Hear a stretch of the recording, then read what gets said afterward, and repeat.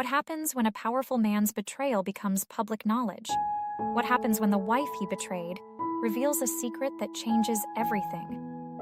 This is a story of power, scandal, and shocking twists. Stay until the end. You won't believe how this one ends. Senator James Callahan was the epitome of success.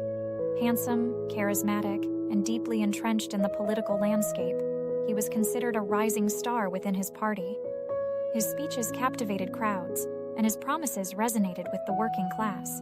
To the public, James was not just a politician. He was a man of principle, a family man devoted to his wife, Margaret, and their 2 children. Margaret was the perfect political spouse, graceful, intelligent, and endlessly supportive. She stood by James at every campaign rally, every charity gala, and every victory speech.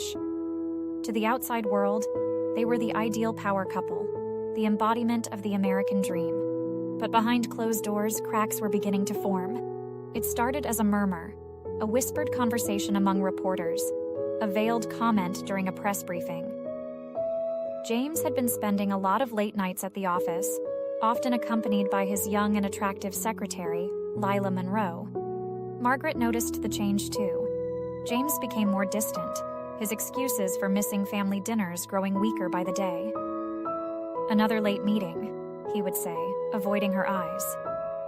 "You work too hard," Margaret replied with a tight smile, though she couldn't shake the growing unease in her chest. The scandal broke on a Monday morning. A grainy photo of James and Lila leaving a hotel together made its way to every major news outlet. The headline read, "Senator Callahan caught an affair with secretary." The media frenzy was immediate and unforgiving. Reporters swarmed outside the Callahan residence, eager for a comment. James refused to address the allegations, retreating to his office in an attempt to contain the damage. Margaret, however, was silent. She stayed inside their home, her face a mask of calm even as the world around her crumbled. The children were sent to stay with their grandparents, shielding them from the chaos. That evening, Margaret confronted James in their kitchen. The house was eerily quiet, save for the hum of the refrigerator. "Is it true?" she asked, her voice steady but cold. James looked at her, his shoulders sagging under the weight of his guilt. "Margaret, Is it true?" she repeated, her eyes boring into him. He hesitated, then nodded. "Yes." Margaret's expression didn't change. "How long?" 6 months, James admitted, his voice barely a whisper. Margaret exhaled slowly, as if releasing the air that had been trapped in her lungs since the scandal broke. She turned away, gripping the edge of the counter for support. "Do you love her?" "No," James said quickly. "It was a mistake, a stupid, selfish mistake. It didn't mean anything." Margaret laughed, a hollow sound that echoed in the empty kitchen. "It didn't mean anything? Tell that to the reporters outside. Tell that to our children." "I'll fix this," James promised, his voice desperate. "I'll hold a press conference. I'll apologize. Margaret, please." "Don't you dare ask me to save you," she snapped, her voice sharper than he had ever heard it. "Not this time." That night, Margaret didn't sleep. She sat in her study, staring at an old family photo on her desk. The image of her smiling children and a younger, happier version of herself seemed like a cruel reminder of what her life used to be. For years, she had dedicated herself to supporting James. She had sacrificed her own ambitions to raise their family and help him achieve his dreams. And now, the man she had trusted had betrayed her in the most public way imaginable. But as the hours passed, Margaret's sorrow hardened into resolve. She wasn't going to be the victim in this story. If James wanted to face the world as a disgraced politician, that was his burden to bear. But Margaret had her own secrets that could change everything. Unbeknownst to James, Margaret had been quietly building a life of her own. Over the past few years, she had started her own nonprofit organization, focused on empowering women in underserved communities. The nonprofit had grown rapidly, earning national recognition and even catching the attention of prominent figures in the business world. Margaret had kept her success largely private, content to let James bask in the public spotlight. But now, as she sat in her study surrounded by awards and accolades she had never shared with her husband, she realized the power she held. For too long, she had played the role of the dutiful wife, but Margaret Callahan was far more than that, and it was time the world knew it. As dawn broke, Margaret made a decision. She would not be another tragic figure in a political scandal. Instead, she would reclaim her narrative and reveal the truth. Not just about James's affair, but about the woman she had become while standing in his shadow. With a steady hand, Margaret drafted an email to her nonprofit's board of directors, outlining a plan for a public announcement. The subject line read, "It's time to step forward." The morning after the confrontation, Margaret sat in her home office, sipping her coffee as the sun rose. Outside, the press was already gathering, their cameras aimed at the house. The world expected Margaret to crumble under the weight of humiliation, but they were wrong. She wasn't a political wife clinging to her husband's coattails. She was a force of her own. She sent the email she had drafted the night before, hitting send with a sense of purpose. The message to her nonprofit's board outlined her intention to address the media about her role in the organization and the scandal that had engulfed her family. Margaret knew it was a gamble, but it was also an opportunity to redefine herself on her terms. In another part of the house, James was pacing his office, fielding calls from his campaign team and PR specialists. Damage control was the order of the day, and every suggestion revolved around one thing: Margaret. "You need your wife to stand by your side," one strategist insisted. "A united front is your best chance of salvaging your career." James pinched the bridge of his nose. "She's furious. I don't even know if she'll talk to me, let alone stand in front of cameras." "Fix it," the strategist said firmly. "Apologize, grovel, do whatever it takes." James sighed, knowing they were right. Without Margaret, his image as a family man was shattered. But deep down, he feared it was already too late.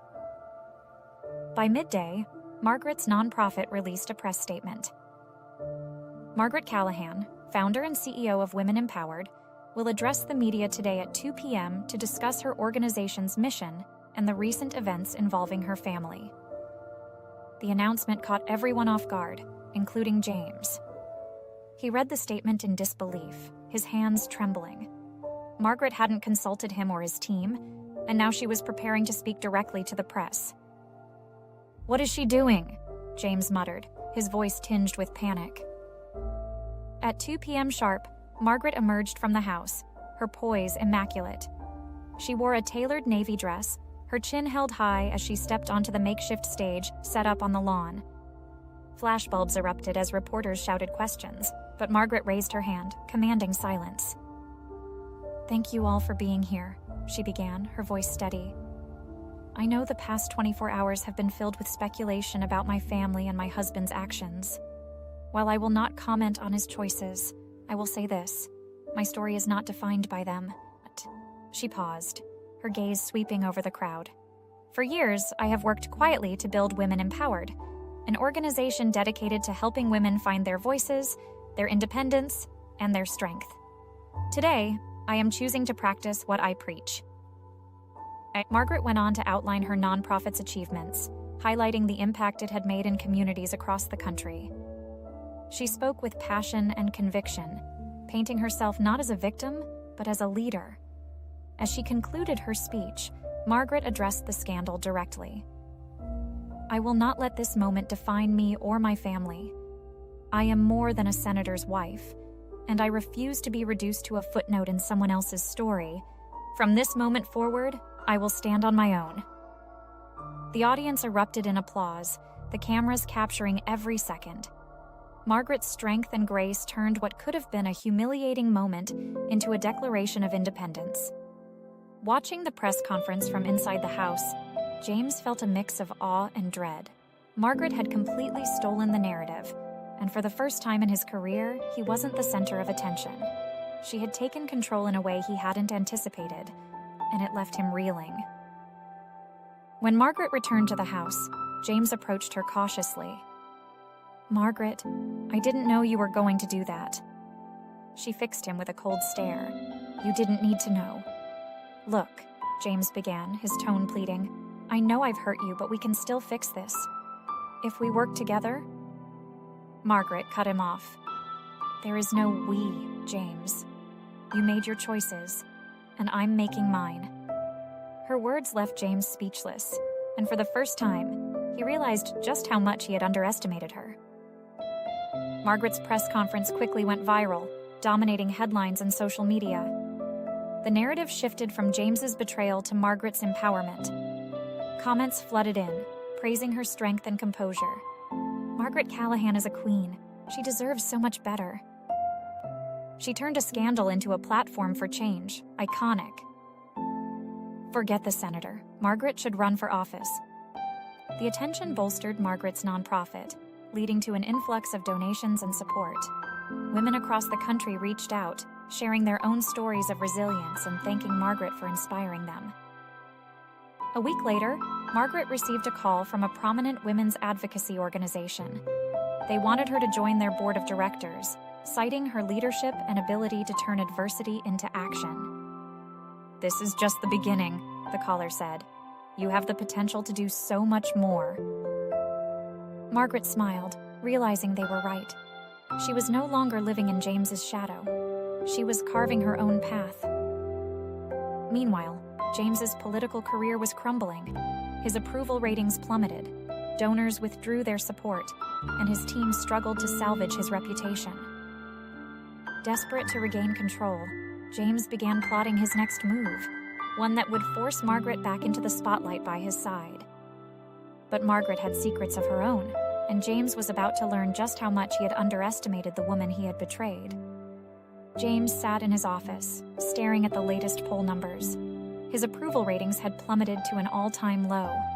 The scandal wasn't just personal, it was political poison. His team was fractured, his donors were pulling out, and whispers of his resignation had begun circulating within the party. His wife, Margaret, on the other hand, was thriving. Her press conference had made her a household name, and her nonprofit was receiving unprecedented support. The media's attention had shifted from James's infidelity to Margaret's empowerment. Every headline seemed to mock his downfall. "Margaret Callahan rises while husband crumbles." James couldn't afford to let Margaret slip away completely.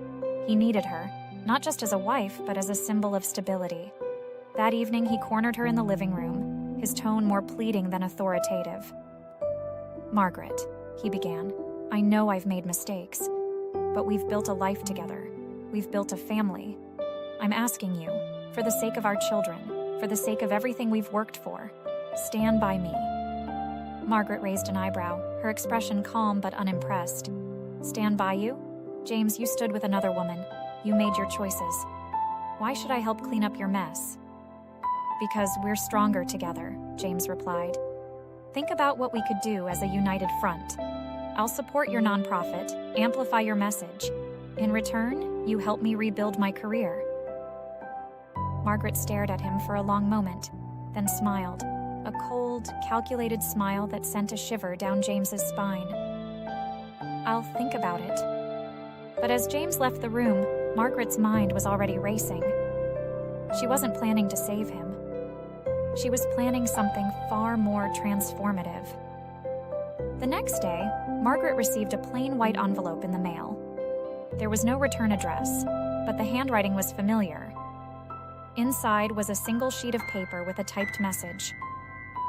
If the world knew the truth about James, his career wouldn't just be over, it would be destroyed. Let me know if you're ready to talk. At the bottom was a phone number. Margaret's pulse quickened. She had always suspected James wasn't as clean as he portrayed himself to be, but this was confirmation that someone else had proof. She debated for hours before making the call. The voice on the other end belonged to a man named Victor. He claimed to have worked closely with James during his earlier campaigns. According to Victor, James had been involved in shady deals, accepting donations from questionable sources and making backroom promises that compromised his supposed integrity. "Why are you coming to me?" Margaret asked, her voice guarded. "Because you're in the perfect position to expose him," Victor replied. "And after what he did to you, I figured you might want to. Margaret was silent for a moment. Send me the evidence. 2 days later, Margaret received a secure email containing dozens of documents. There were financial records, email exchanges, and even recorded conversations.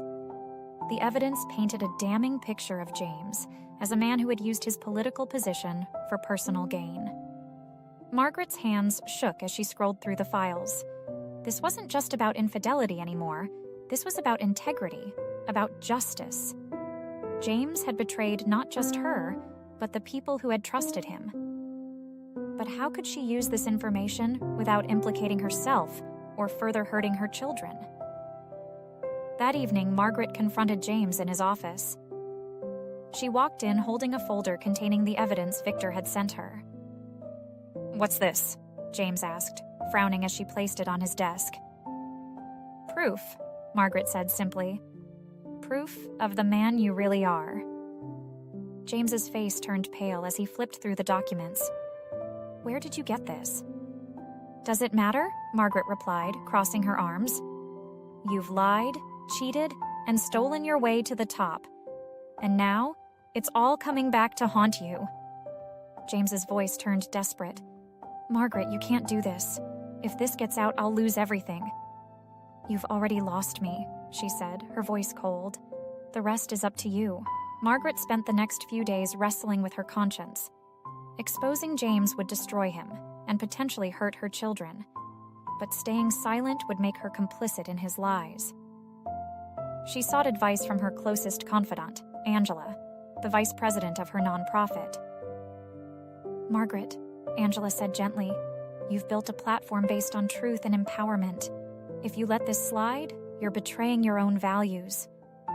Margaret nodded, her resolve hardening. "You're right. It's time the world knows the truth."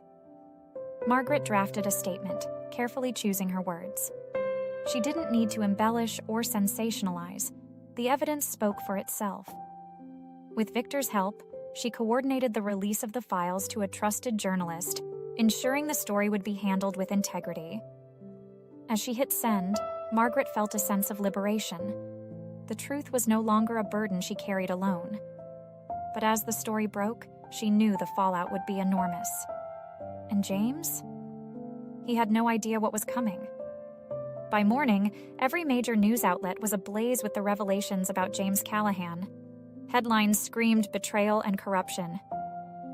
Senator Callahan's scandal deepens. Allegations of financial misconduct emerge. From affair to fraud, the rise and fall of James Callahan. Political power couple no more, Margaret Callahan's stunning move. The story wasn't just about James's corruption. Margaret's involvement in bringing the truth to light became a focal point, painting her as both a victim and a hero. The public, who had rallied behind her during the affair scandal, now saw her as a symbol of accountability and resilience. James woke to a barrage of phone calls and emails. His PR team was in full crisis mode, scrambling to contain the fallout. But there was no containing this. The evidence Margaret had released was airtight, and the court of public opinion was swift and brutal. He watched helplessly as news anchors dissected his career, former allies distanced themselves, and constituents expressed their anger. A call from his party leader was the final blow.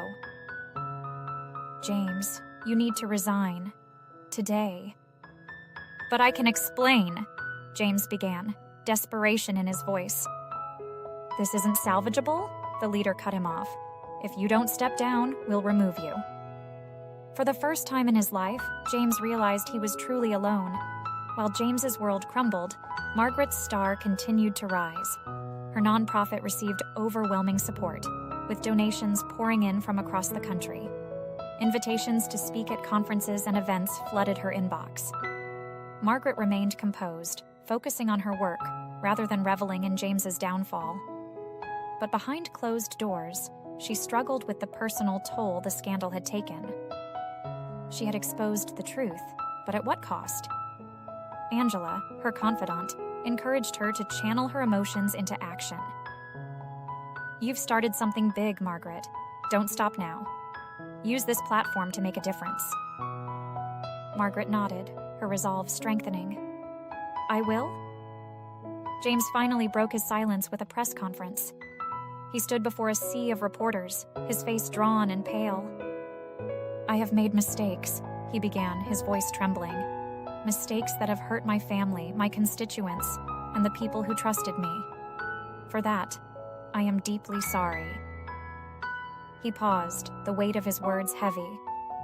"Effective immediately, I am resigning from my position as senator. I will cooperate fully with any investigations and work to make amends for the harm I've caused."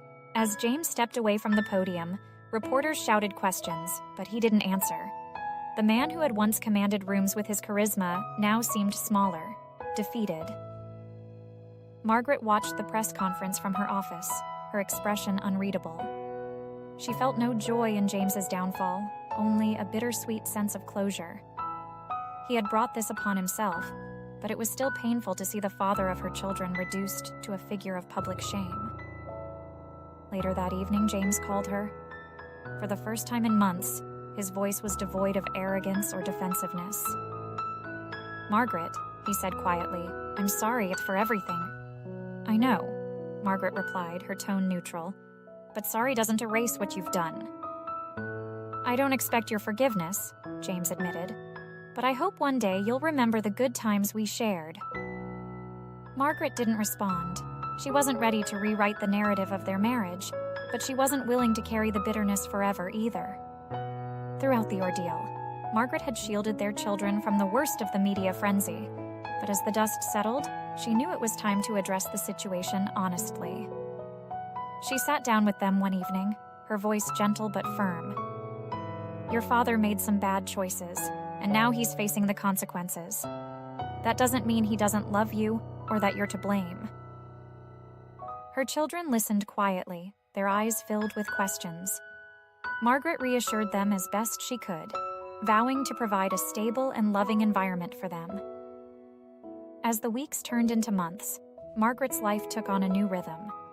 She embraced her role as a leader and advocate, using her platform to champion transparency and empowerment. She published a memoir, Standing Tall, a journey from betrayal to empowerment, which became a bestseller and cemented her status as a symbol of resilience. Margaret's story inspired countless women to reclaim their own narratives, proving that even in the face of betrayal, it was possible to rise stronger than ever. James, now living a quiet life away from the spotlight, began volunteering at a local community center. It was a small but meaningful step toward rebuilding his character. Whether his efforts were genuine or simply a way to repair his image remained to be seen. Meanwhile, whispers of Margaret entering politics began to circulate. The idea intrigued her, but she wasn't sure if she was ready to take that step. For now, she was content focusing on her nonprofit and her family. But as Margaret stood on the balcony of her home one evening, watching the sun dip below the horizon, she knew one thing for certain. Her story was far from over. Months passed, and life for Margaret began to feel stable again. The chaos of the scandal had settled into the background, replaced by a steady rhythm of purpose and growth. Margaret had not only survived the storm, but emerged from it stronger, wiser, and more determined than ever. Her nonprofit, Women Empowered, had expanded to new heights. What had started as a local initiative was now a national movement, with chapters in multiple states and partnerships with influential organizations. Margaret's name had become synonymous with resilience, and her calendar was filled with speaking engagements, interviews, and strategy sessions for further growth.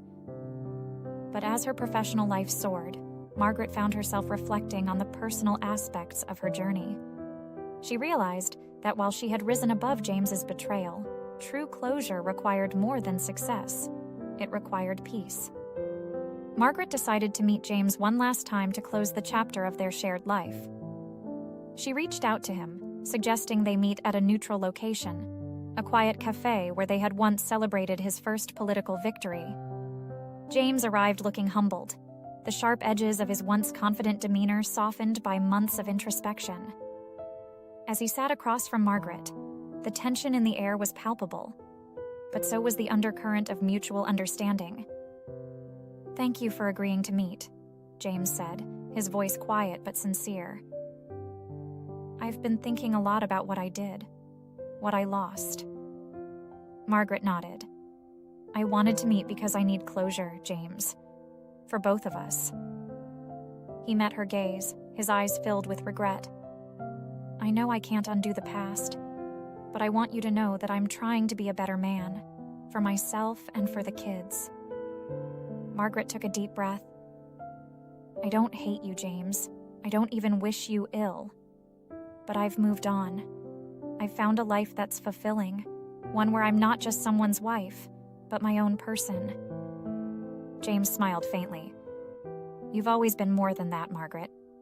I just didn't see it." As they parted ways, Margaret felt a sense of lightness she hadn't experienced in years. The burden of anger and betrayal had finally lifted, leaving room for peace.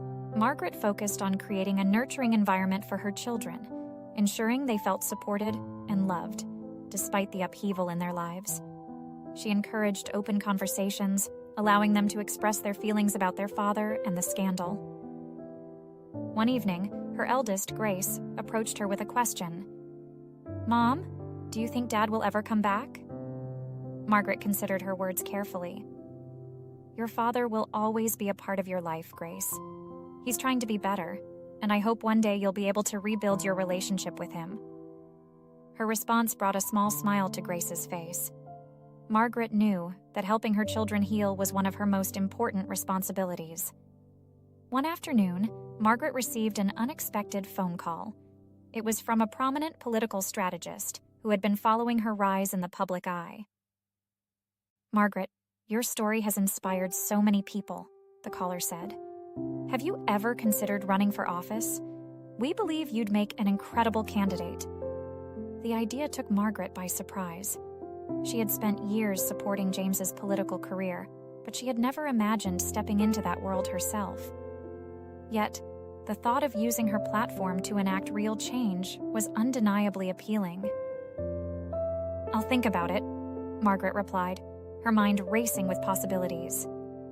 In the midst of her professional success, Margaret found herself unexpectedly drawn to someone new. David, a journalist who had covered her nonprofit's work, had become a close confidant over the months. His genuine admiration for her strength and dedication was a refreshing contrast to the superficial praise she had often encountered in James's world. David wasn't pushy or flashy. He was steady, kind, and supportive. Their connection grew slowly, built on mutual respect and shared values. Margaret found herself smiling more often, rediscovering parts of herself she thought she had lost. One evening, as they walked through a quiet park, David took her hand. "You've been through so much, Margaret. You deserve to be happy." Margaret looked at him, her heart swelling with gratitude. "For the first time in a long time, I think I am." After weeks of contemplation, Margaret decided to announce her candidacy for a congressional seat. She felt ready to take the next step, using her voice to advocate for the causes she cared about most. Her campaign launch was met with overwhelming support, with many citing her authenticity and resilience as reasons to back her. In her first speech as a candidate, Margaret addressed the crowd with her characteristic poise. This journey began in the wake of betrayal, but it has become a testament to the strength we all carry within us. Together, we can build a future rooted in truth, accountability, and empowerment. The crowd erupted in applause, and Margaret felt a surge of confidence. This was her moment, a chance to write the next chapter of her life on her own terms. On the anniversary of the day the scandal broke, Margaret returned to the cafe where she had met James for their final conversation. This time, she came alone. She sat at a corner table, sipping her coffee and reflecting on the journey that had brought her here. The betrayal that once defined her life now felt like a distant memory. She had turned pain into power, using her experiences to inspire change and uplift others. Margaret Callahan was no longer just a politician's wife. She was a force to be reckoned with. As she left the cafe, the sun broke through the clouds, casting a warm glow on the city streets. Margaret smiled, ready to embrace whatever lay ahead. What would you have done in Margaret's shoes? Have you ever found strength in the face of betrayal? Let us know your thoughts in the comments below, and don't forget to like, share, and subscribe for more stories of resilience, empowerment, and new beginnings.